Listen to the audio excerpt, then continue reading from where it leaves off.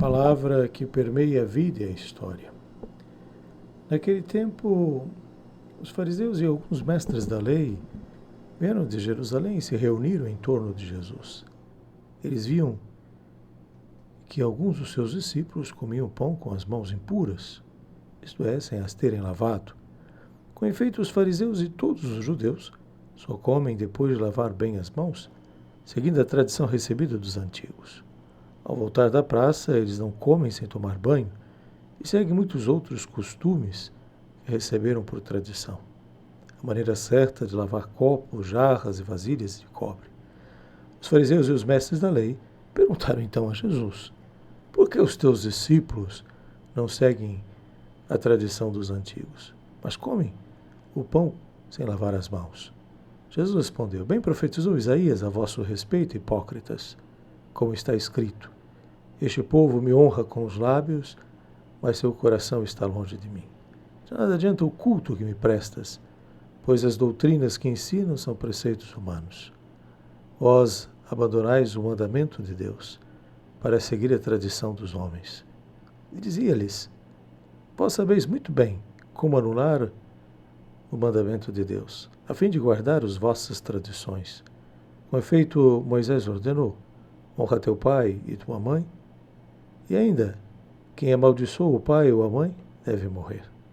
Mas vós ensinais que é lícito alguém dizer a teu pai e a tua mãe: o sustento que vós podereis receber de mim é corban, isto é, consagrado a Deus.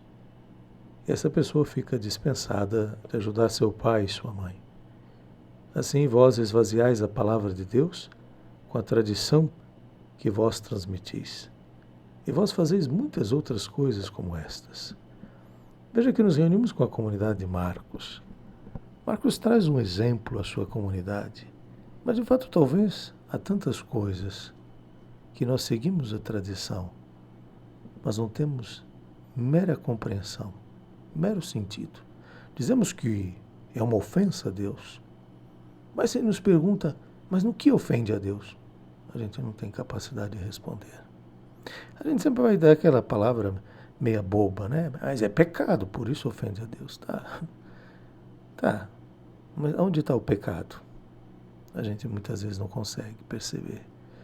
Porque o pecado, de fato, é algo que me faz frágil, no sentido de que me machuca, e ao qual a ofensa a Deus é essa. Quando o pecado me machuca, me tira a vida, Deus se sente ofendido pela sua criatura. É como um pai que vê seu filho ali sendo humilhado ou sendo tirado algo. O pai se sente ofendido e vai ao socorro do filho. Mas, de fato, talvez aquilo que Marcos queira suscitar à sua comunidade é um olhar mais reflexivo, um olhar mais crítico. Talvez não nessa ideia de olhar mais crítico, talvez isso é a nossa ideia contemporânea, mas talvez aquilo que Marcos queira dizer para a sua comunidade: vamos perceber o que nós fazemos, vamos confrontar as nossas atitudes, os nossos comportamentos, as nossas manias disso, daquilo, o que isso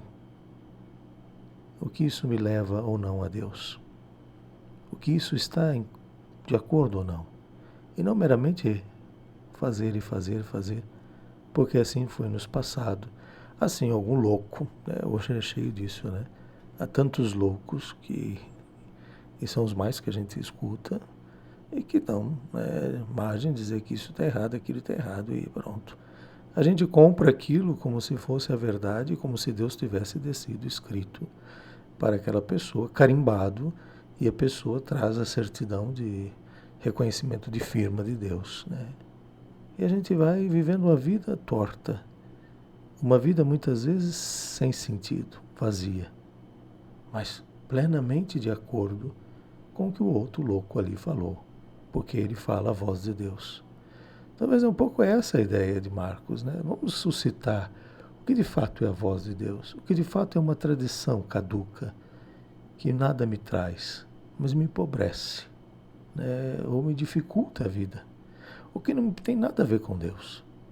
Essas coisas são importantes, Porque, de fato, quando a gente começa a viver a fé assim, a gente começa a encontrar aquilo que nos liga a Deus, aquilo que nos aproxima dEle, aquilo que nos faz sentir, né, sua presença, sua companhia.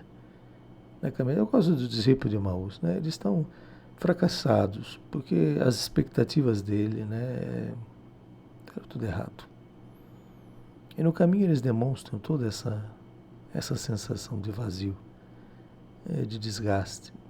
Mas, um certo ponto, ouvindo a partir do próprio Jesus, acende novamente no coração deles algo que os traz uma alegria, um contentamento, e eles não têm medo nenhum de voltar a Jerusalém, mas voltam em festa.